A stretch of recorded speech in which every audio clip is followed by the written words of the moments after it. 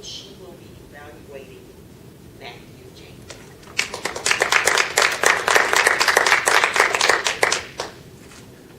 Matthew, I woke up this morning with trepidation thinking I have to evaluate Matthew James. He never does anything wrong. What am I going to come up with? I am going to really have to work hard to come up with a point of polish for you because you are so smooth when you walk up here. It is just amazing. You work the room, you communicate clearly. I just am overwhelmed sometimes with your abilities to communicate. You are a master communicator, and I think that everybody here would agree with me on that. You had a specific, though, requirement for this speech, and I'm going to pick it apart just a little bit because I love you, right? Right.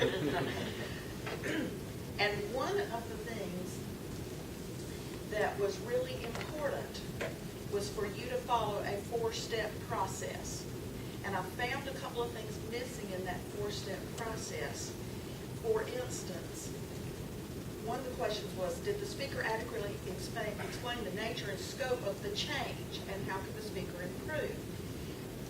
And I felt like you might have given some details as to how the communication would flow between your deacons and your elders and pastor and the coaches. There wasn't a lot of detail about that, and I think that could calm your audience a little bit if they actually saw a step-by-step. And maybe you don't have time to do it in this speech, but when you present it at your church, you might want to include that. I think that always calms down when people see exactly step-by-step. I wanted to hear the word accountability associated with the coaches, because that's really, I think, what they're for, pretty much. If that is correct, I would be driving home that word accountability, or some variation of that, or some word that means that. But this is my biggest message to you,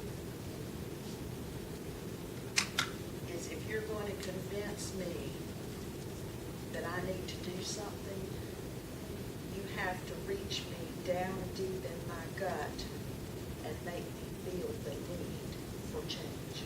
Because change in and of itself is never going to happen unless I hit the wall and say, I can't go this direction anymore.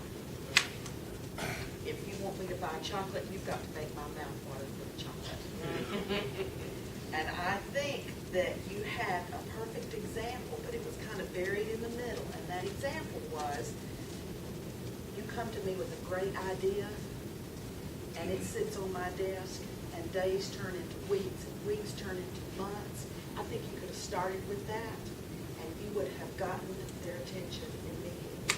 And they would have been, yeah, I've done that. And you don't want to pick on your deacons and elders, but you can pick on yourself in that scenario.